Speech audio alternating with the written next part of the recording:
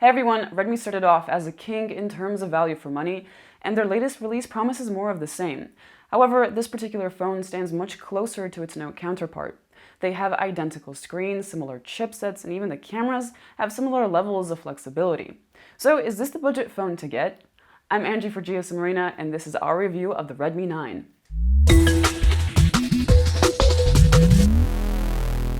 Despite its incredibly low price, the Redmi 9 doesn't look cheap. There is a nice grippy texture on the plastic back that ends around the camera setup, and it makes the phone feel secure in your hand, and there's also a matte finish on the edges. So while the back and frame are part of the same piece of plastic, they differ by their finish. You'll find a fingerprint reader on the back which sticks out a bit just below the camera setup. It's lightning fast and it won't disappoint. As a whole, the Redmi 9 feels sturdy, and at 200 grams it's not light by any means, but it's not too much for its dimensions and the size of the battery. You'll find an IR blaster on the top and a headphone jack at the bottom. Sadly, there is no notification LED, but you'll be pleased to know that there is a triple card slot which can hold 2 SIM cards and a microSD card. This will come in handy, especially if you get the minimum base storage, which is a tight 32 GB. On the front, it has a large screen protected by Gorilla Glass 3. There are slim bezels on the sides, a thicker one on the bottom, and a water droplet notch at the top. The 6.5-inch IPS LCD is a Full HD one and has a pixel density of around 395 ppi. Unfortunately, the phone omits support for HDR10 and color accuracy is mediocre, with a pretty strong blue tint on whites and grays. The Redmi 9 also doesn't have the best sunlight legibility, with a maximum brightness of 330 nits in manual mode and 420 nits in auto. Audio-wise, the phone wasn't particularly impressive. It has a single bottom-firing speaker and it had good loudness. Vocals and midtones are handled well, but unsurprisingly, bass is lacking.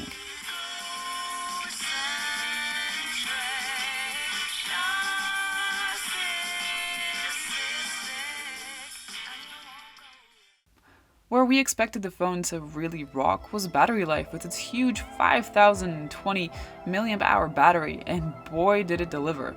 It scored an outstanding 131 hours of endurance in our battery life test, so for most people you're looking at 2-day battery life. Charging was less impressive and it wasn't that quick. You'll get 0 to 20% in half an hour with a charger in the box, or 0 to 33 if you upgrade to an 18-watt one.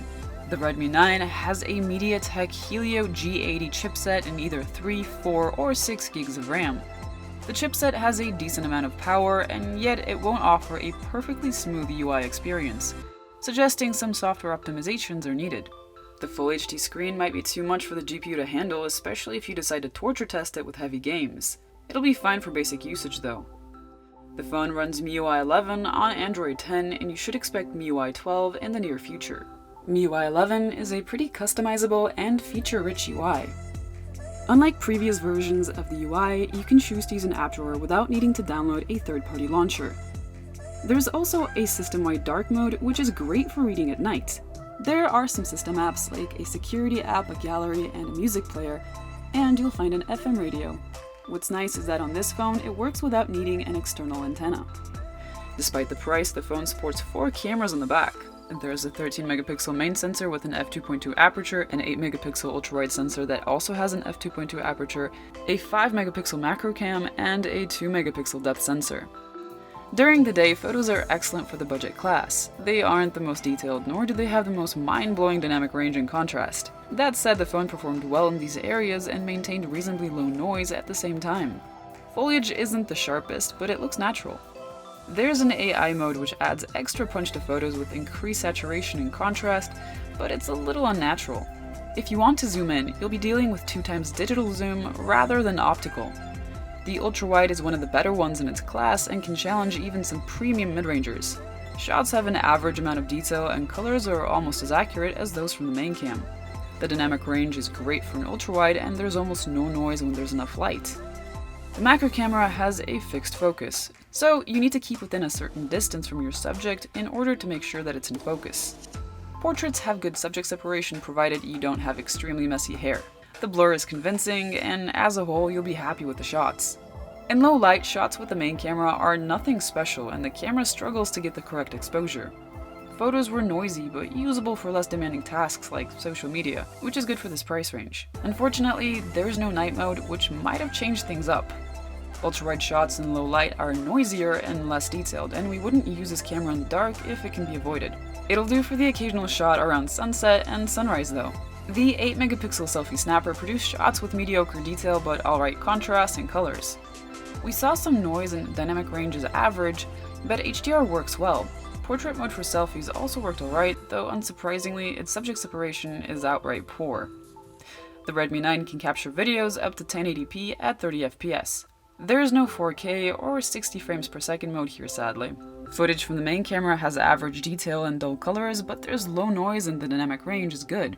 If you zoom in, detail is a match for the non-zoomed footage and colors are more saturated. The ultra-wide camera captures videos with nicer colors and contrast, but the detail levels remain mediocre. The Redmi 9 is hardly the snappiest phone you'll ever use, and if it's a really sunny day outside, it's a bit hard to read the screen. That said, when you consider the price tag, it does a lot of things right. You'll get a good build, a large 1080p screen, which is rare in entry-level phones, fantastic battery life, and even nice photos. If you're looking for an affordable device, the Redmi 9 is definitely one that you should take a look at. Thanks for watching everyone, stay safe, and I'll see you guys next time.